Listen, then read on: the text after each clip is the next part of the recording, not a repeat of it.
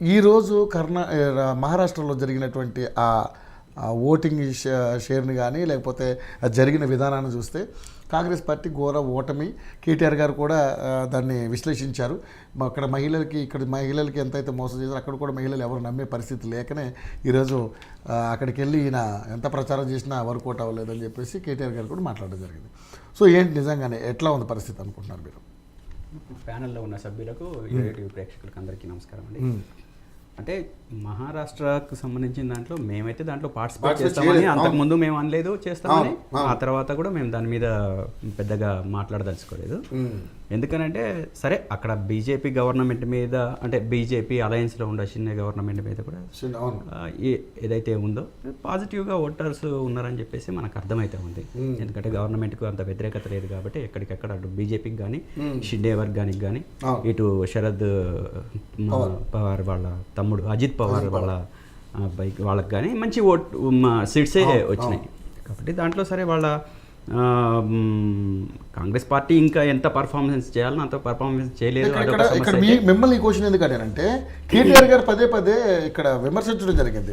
తెలంగాణలో ప్రజలకి 6 గ్యారెంటీల విషయంలో కావచ్చు, 420 హామీల విషయంలో కావచ్చు ఇక్కడ మోసం జరిగింది కాబట్టి అక్కడ ఎవరు నమ్మలేకపోయారు మహారాష్ట్ర ప్రజలు అని చెప్పేసి మాట్లాడుతూ ఉన్నారు. అంటే ఆబ్వియస్గా మనకు అదే కనబడతా ఉంది కదా. సరే ఇతను ఎంత విస్తృతంగా ప్రచారం చేసినా ఏం చేసినా రేవంత్ రెడ్డి గారు మన ముఖ్యమంత్రి గారు ఇక్కడ చెప్పినట్లే అంతా ఇక్కడ బోల్తా కొట్టించినట్టే అక్కడ బోల్తా కొట్టిద్దామని పోయిండు.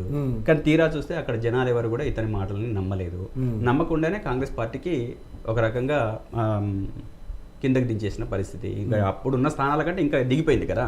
అంతకుముందు 42 స్థానాలు ఏదో ఉన్నాయి, ఇప్పుడు 12కో 16కో వచ్చినట్టుంది. అంటే కాబట్టి అంటే రేవంత్ రెడ్డి గారి మాటల్ని అక్కడ ప్రజలు ఎవరు కూడా నమ్మలేదు. అంటే మన బెల్ట్, మన వాళ్ళు, మన భాష తెలిసిన వాళ్ళు కూడా ఎవరు అంత పెద్దగా రెస్పాన్స్ ఇచ్చిన పరిస్థితి కనపడట్లేదు, యాక్సెప్ట్ చేయలేదు. ఎందుకంటే ఇక్కడ చెప్పినవన్నీ మళ్ళా మనకు ఆచరణలో ఏమన్నా చేశారా? మొన్న జరిగిన ఎలక్షన్స్లోనే సంవత్సరం అవుతుంది. సంవత్సరంలోనే వాళ్ళు చేసినవన్నీ కూడా ప్రజలు గమనిస్తూ ఉన్నారు. ఎందుకంటే ఇప్పుడు బొంబాయిలో ఉండేవాళ్ళు కానీ చుట్టుపక్కల మహారాష్ట్రలో ఉండేవాళ్ళు కానీ చాలామంది హ్యూజ్ మెంబర్స్ అక్కడ మహారాష్ట్రలో ఉంటారు మన వాళ్ళు. సో ఇక్కడ వాళ్ళందరూ లైవ్లీ సంబంధాలు ఉంటాయి. ఇక్కడ ఏం జరుగుతుంది ఏంటి అనేది ప్రతిరోజు ఖచ్చితంగా వాళ్ళ మధ్య కన్వర్సేషన్ అవుతుంటుంది. కాబట్టి అక్కడ ప్రచారానికి వెళ్ళబట్టే రేవంత్ రెడ్డి అక్కడ మహారాష్ట్రలో ఒక రకంగా ఖచ్చితంగా అదే అనుకోవాలి కూడా. ఎందుకంటే ఇది ఒక మైనస్ వాళ్ళకు. ఎందుకంటే ముఖ్యమంత్రి గారు మైనస్. ఇక్కడ చేసిన ప్రచారాలు, ఇక్కడ పెట్టిన గ్యారెంటీలు ఏవి అమలు కావట్లేదు కాబట్టి ఇక్కడ ఉన్న ప్రజలు అక్కడ మాట్లాడుకునే అవకాశం ఉంది. ఇక్కడ ఏమైపోతుంది, మేనిఫెస్టో వేరు, ప్రచారం కోసం పోయిన వాళ్ళమే, మనం చుట్టాలకు పోయిన వాళ్ళమే, రామన్న చుట్టాలకు పోయిన వాళ్ళమే. అంటే ఇక్కడ పక్క రాష్ట్రాన్ని బేరేజ్ చేసుకుంటారు. ఎందుకంటే గతంలో వీళ్ళు రైతులకు ఇక్కడ డబ్బులు తీసుకెళ్ళి అక్కడ పెట్టాడని చెప్పి మనం మాట్లాడుకున్నాం. ఇదే మన ముఖ్యమంత్రి గారు, మాజీ ముఖ్యమంత్రి గారు పక్క రాష్ట్ర రైతులకి డబ్బులు పంచిపెట్టడానికి ఇక్కడ మనం చాలా పెద్ద ప్రచారం చేశారు.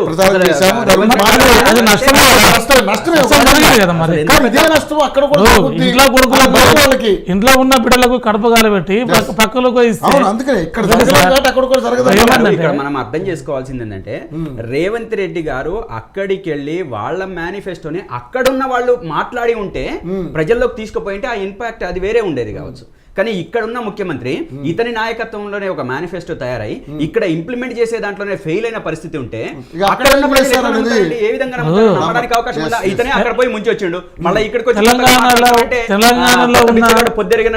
పొద్దెరగడు అన్నట్టు ఇక్కడ అయిపోయింది. ఇక ఇక్కడ మొదలు పెట్టిండు అనుకోరా జనాలు. ఎందుకంటే మన తెలుగు వాళ్ళే ఉన్నారు, తెలంగాణ వాళ్ళే, ఆంధ్ర వాళ్ళు తక్కువ ఉన్నా తెలంగాణ వాళ్ళ సంఖ్య విపరీతంగా ఉంటది.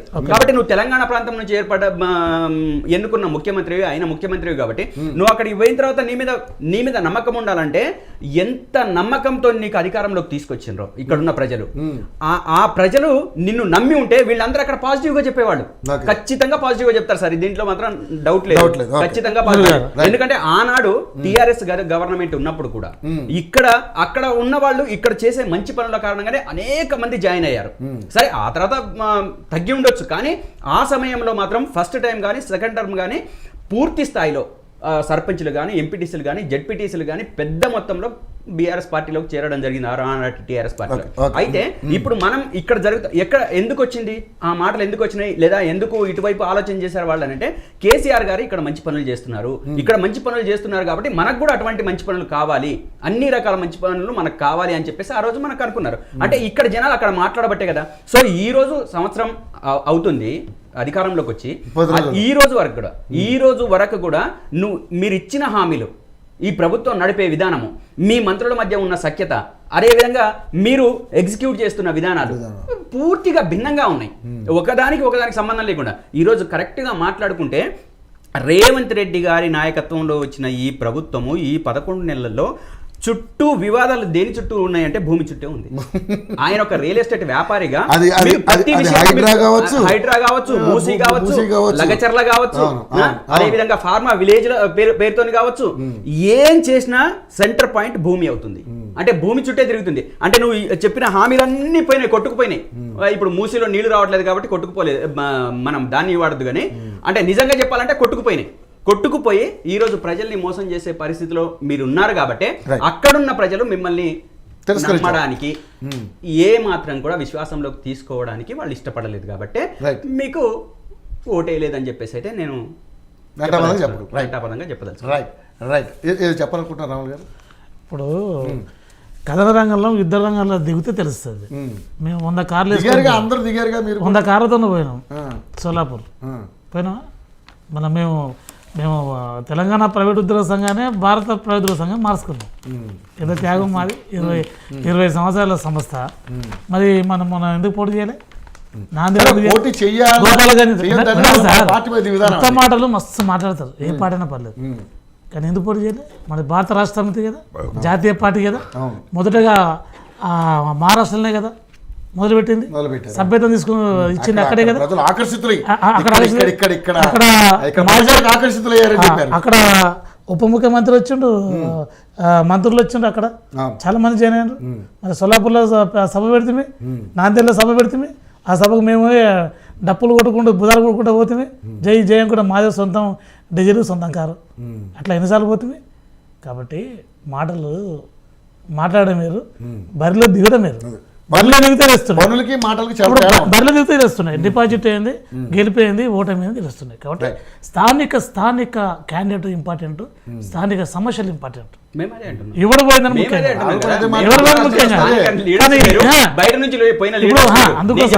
జార్ఖండ్ లో కూడా నేను వీళ్ళు మన బట్టి గారు పోవడం వల్ల, అంటే వాళ్ళు కూడా అట్లా క్లెయిమ్ చేయట్లేదు కానీ ఉదాహరణకు చెప్తున్నా. ఉదాహరణకి ఏంటంటే అక్కడికి పోయిన బట్టి కారణంగానో లేకపోతే ఇంకో కారణంగానో అక్కడ జేఎంఎం లేదా జార్ఖండ్ లో వచ్చిన కాదు, అక్కడ ఉన్న పరిస్థితులు, వాళ్ళ లీడరు, వాళ్ళ నాయకత్వం, విశ్వాసం, అది బీజేపీలో మన ఏది పవన్ కళ్యాణ్ గారు పోయారు కాబట్టి గెలిచారని కాదు, అక్కడ ఉన్న ప్రజలు 5 నియోజకవర్గాల్లో బాగా ఉందనేది అది అందరూ చర్చించుకుంటున్నారు. నేనేమంటున్నాను, ఉంది కాబట్టి ఇతర రాష్ట్రాలు ఎన్నికలు వస్తాయి. మనం రేపు ఇంకో రాష్ట్రాలు ఎన్నికలు ఉన్నాయి, 5 రాష్ట్రాల ఎన్నికలు. పవన్ కళ్యాణ్ గారిని పంపిద్దాం, కేటీఆర్ గారు పంపిద్దాం, మిగతా బట్టి గారిని ఎవరు పంపిద్దాం, చూద్దాం. మళ్ళీ ఒకసారి అయితే మనం ప్రయోగం చేయాలి కదా, ఒకసారి చూడాలి కదా. మా పార్టీ ఎలక్షన్ లో కొట్లాడదలుచుకుంటే మేము పోతాం, ఎందుకు పోము? పోయి మాట్లాడతాము, మేము కూడా కొట్లాడతాం. మేము పోటీ చేయట్లేదు కదా, ఎందుకు చేయట్లేదు ఎప్పుడో వివరణ ఇచ్చింది. ఇక్కడ ఉన్న పరిస్థితులు మనకు అనుకూలంగా లేవు, సో మనం ఇక్కడ దీన్ని భూమిని పెట్టుకొని మనం ముందుకు పోదాం అనుకున్నాం. అదే స్టాండ్ కొనసాగుతుంది ఇవాళైనా రేపైనా. నాయుడు కన్నా ముందు గుర్తు సోదరులు, ఎందుకంటే మేము సుదీర్ఘంగా వామపక్ష భావజాలం మొదట. ఈ జెండా నాది కదా, ఆ జెండా ఆయన కాదు, అది అసలు జెండా వేరే ఉంది. కానీ అయితే ఈ విషయం ఏంటంటే సార్, ఇప్పుడు తెలంగాణ రాష్ట్ర సమితి 2001 ఏప్రిల్ 27 తారీఖున జన్మించింది. జన్మించిన సందర్భం ఏంది? తెలంగాణ రాష్ట్రం కోసమే, తెలంగాణ ప్రజల కోసమే దాన్ని ఎంతో అద్భుతంగా దాని తర్వాత రాజకీయంగా రాజకీయ ప్రజలు లంగలు దొంగలు జమ్మైనాక ఈ కండువలో తెలంగాణ మ్యాపే లేదు, తీసిపడేసారు. తెలంగాణ తీసిపడేసి భారత రాష్ట్ర సమితి పెట్టి మమ్మల్ని మొబిలైజ్ చేసి ఢిల్లీకి పోయి మేము కూడా డప్పులు కొట్టి డ్యాన్స్ చేస్తామే, మీరే లైవ్ పెట్టారు చేస్తామే. మరి రేపు మొన్న మహారాష్ట్ర దానిలో పోటీ చేసేది ఉండే అక్కడ 10 నియోజకవర్గాలు మనలు ఉండరు కదా, కనీసం 10 నియోజకవర్గాలను చేసేది ఉండే. కనీసం ఆ పార్టీ మార్చిన దానికన్నా సార్థకత ఉంటుండే. అరే మీరు వాళ్ళు ఇది జాతీయ స్థాయిలో ఆ పార్టీ గుర్తింపే లేదని మీరే మళ్ళీ గొగ్గలు పెడతా ఉంటారు. పోటీ చేస్తేనే వస్తుందండి. ఇప్పుడు మనకు ర్యాంక్ రావాలంటే ఏం చేయాలండి? చదవాలి. ఒక క్వశ్చన్ పోతే కాదు, పోయి వస్తే కాదు, చదివితేనే పోటీ కష్టపడితేనే పోటీ చేస్తేనే తెలుస్తుంది. నాయుడు గారు నమస్కారం అండి.